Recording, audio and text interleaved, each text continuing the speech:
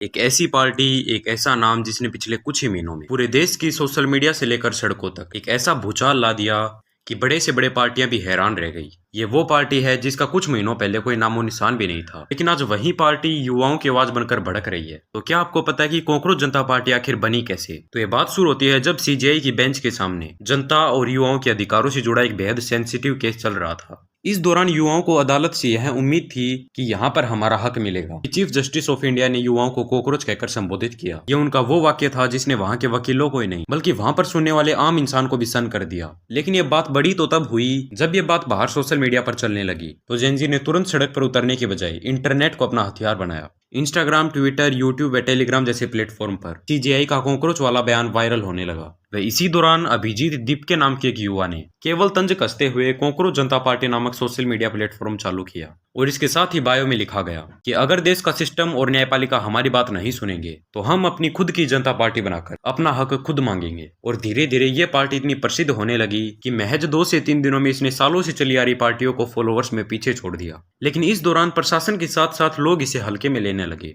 और सोचा एक ऑनलाइन बनी पार्टी आखिर हमारा क्या सुधार देगी। और सरकार व प्रशासन ने भी ये सोचकर इग्नोर किया कि ये तो सिर्फ बेरोजगार युवाओं का टाइम पास है और बस 2 से 3 दिन इसके मीम्स और रील्स वायरल होंगे, फिर लोग इसे भूलकर अपने अपने काम में लग जाएंगे। और यहाँ तक कि सीजेआई ने भी इस पर बयान देना जरूरी नहीं समझा।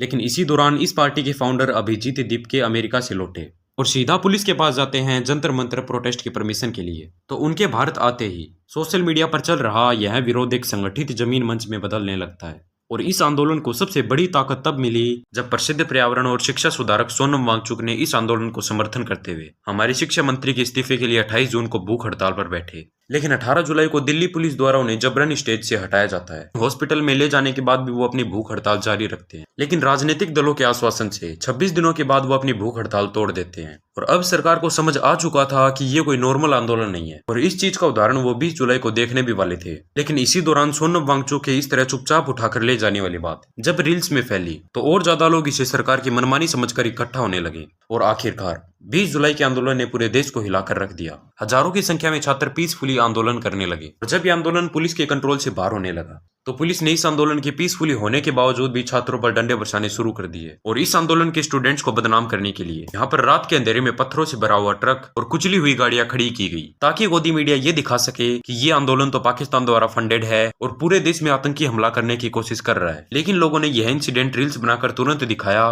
क्योंकि प्लान शायद ये था कि कुछ असामाजिक तत्व इस भीड़ में घुसकर पुलिस के ऊपर पत्थर बरसाएंगे ताकि हम इस आंदोलन को हिंसक सिद्ध कर सके और पुलिस इसे तुरंत कुचल दे। और इसके बाद लगातार लोग रील्स को अपना हथियार बनाने लगे और आखिरकार 25 जुलाई सरकार को स्टूडेंट्स के सामने झुकना पड़ता है क्योंकि दोपहर के 2:20 पर यह घोषणा हुई कि केंद्रीय मंत्री धर्मेंद्र प्रधान ने इस्तीफा दे दिया है। और अगले कुछ ही सेकंडों में मंच का माहौल ही बदल गया क्योंकि 36 दिनों से धरने पर बैठे छात्रों के लिए यह आंदोलन की एक बड़ी जीत थी। तो सुप्रीम कोर्ट के कमेंट से निकला कॉकरोच रील्स और मीम्स से कब आंदोलन बन गया और देश की सरकार को हिला दिया।